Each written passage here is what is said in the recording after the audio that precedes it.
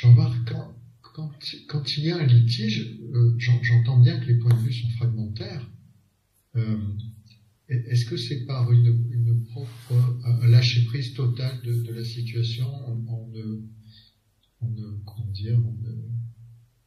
n'ayant aucun avis sur la situation prédisposée, que finit par jaillir la solution? Un litige, c'est un conflit entre points de vue, entre deux ou plusieurs points de vue. Donc quand un point de vue est exprimé, si ce point de vue est confondu avec la globalité, pris pour la vérité, pour la réalité, alors il est bon de présenter un point de vue opposé, et de montrer qu'un point de vue opposé a la même validité que ce point de vue-là. Et donc, en exposant finalement la validité de chacun des points de vue dans leurs limites et dans leurs limitations, le spectacle se déploie. Et finalement, s'il y a une décision à prendre, elle va tenir compte de l'ensemble, de l'ensemble des points de vue. Et il va y avoir éventuellement une action qui va se proposer comme étant satisfaisante pour l'ensemble. C'est ça un peu l'art de la négociation. C'est ne pas s'attacher à un point de vue particulier, mais rester complètement ouvert.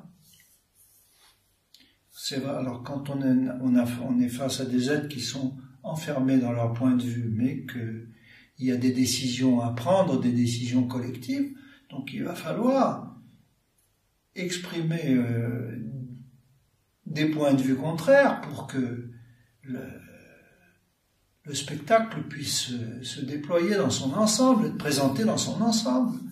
Mais vous pouvez présenter un point de vue sans vous restreindre à ce point de vue. Sinon, vous tombez dans le même piège que celui qui est perdu qui prend son point de vue pour la vérité. Un point de vue n'est jamais la vérité. Ce n'est qu'un fragment du tout. Une fois que c'est bien clair en vous, votre parole va se libérer d'elle-même quand c'est nécessaire, de façon à pas tomber dans un fanatisme lié à un point de vue qui est pris pour la vérité.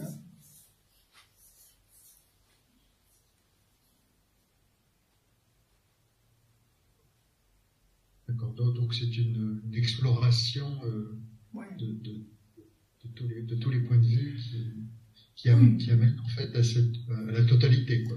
Oui, et on va dire, c'est votre qualité de détachement qui va permettre à la parole de se délier et d'être éventuellement entendue comme sonnant juste. La justesse vient du détachement. Si vous-même vous êtes enfermé dans un point de vue, votre parole, elle va être partisane,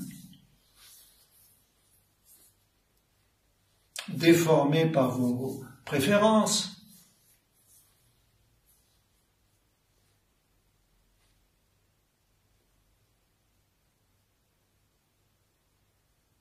Un bon juge, par exemple, il doit écouter les points de vue des différentes parties, mais les écouter vraiment.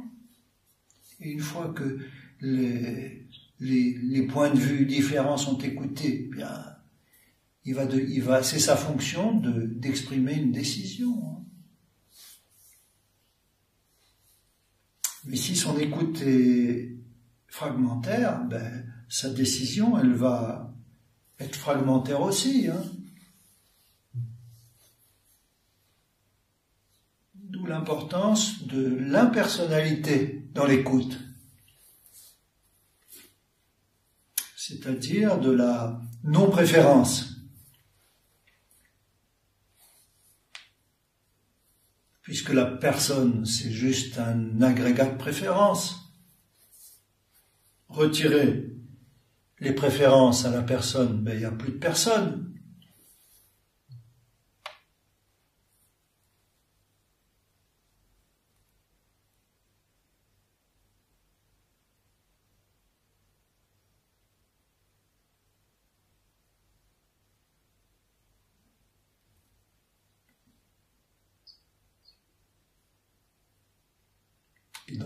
l'absence de la personne, il y a intelligence, sensibilité,